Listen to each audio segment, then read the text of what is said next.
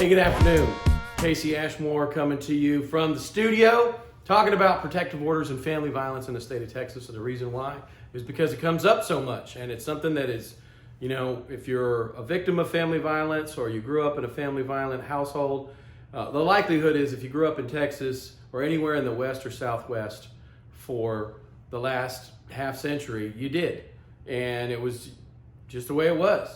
So we have modified things. We have changed things. We passed a whole lot of laws to protect against family violence. In the previous video segment, we were doing a study of Chapter 17 protective orders.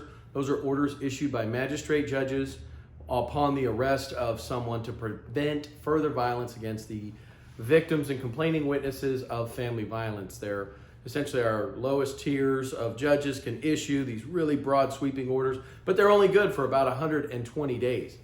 And then after that, things have to occur, one of which is whether the state prosecuting attorney's office is going to file a protective order that only the state prosecutor can bring in a district court or a court with jurisdiction over family law matters. Sometimes in some counties that can include the county courts at law. But that order and that petition for relief can only be brought by the state prosecuting attorney. So in other words, the family violence alleged is serious enough that the state prosecuting attorney's office is going to assign an attorney, usually a family violence specialist, to file pleadings and represent to the court what's going on and continue a protective order. And that's going to happen even though it's not really a family law case. It does fall under certain provisions of the Texas Family Code, but it is separate and apart from what a private citizen can do. So just kind of put that one off to the side in a little box. That's what the state of Texas can do if they're going to take the next step after an emergency protective order is being issued or has expired or what have you.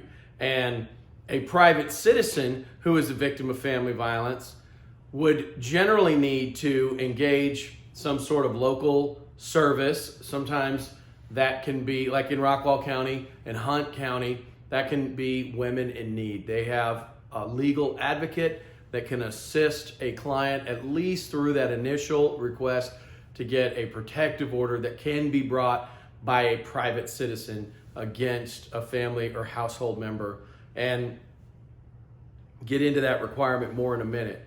But a couple of big things that have to be done are, one, does the court have authority to hear the case? Got to be able to check that box. In other words, where do the kids live? Where have they lived for the last 6 months? Where does the victim live? Where does the victim live for the last 6 months? Does the court have jurisdiction over these people?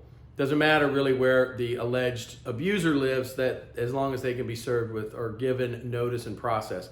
The more important things are, though, is there another court of jurisdiction? Was there a family law case in Dallas 10 years ago that needs to be, that still has continuing jurisdiction over the children or the people that are the subject of that suit? And if so, does it, and if not, can it just be filed where everybody is right now? Gotta be aware of those issues and think about them, because the worst thing that can happen is you're right in the middle of a really, really meritorious family law motion for protection, and then you find out that another court at one time had jurisdiction, even if it was just over the issue of child support. That is still the court of continuing jurisdiction, and you've got to get that file transferred and consolidated into your protective order matter.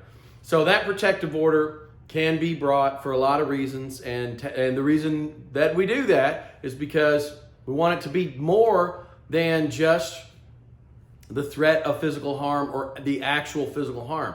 It has to be inclusive, and it can be more inclusive for things like mental abuse, things that are happening at the household. And I'm not talking about trivial things. We're not talking about letting them stay up too late. Don't make them brush their teeth. We're talking about detrimental things where the children are being mentally abused, manipulated, what have you, or worse, physical violence. These are the factors as our state legislature has defined very broadly what abuse is, such that it is having a detrimental, a negative emotional and mental impact on the child or children or other victims of family violence. So these are the things that can fall under that very expansive protection. And again, the reason why is because for so many years we disregarded, ignored, downplayed, what have you. So there's a whole lot of protections in place. The definition is very expansive for a reason, and it's to make sure that when family violence allegations are raised, they're treated with seriousness. And often the judge will err on the side of caution in issuing one just because it's such a short window to figure that out. I'll get more into that in the next video series. Thanks again for watching. Please like, subscribe, and share. More on protective orders and family violence coming up.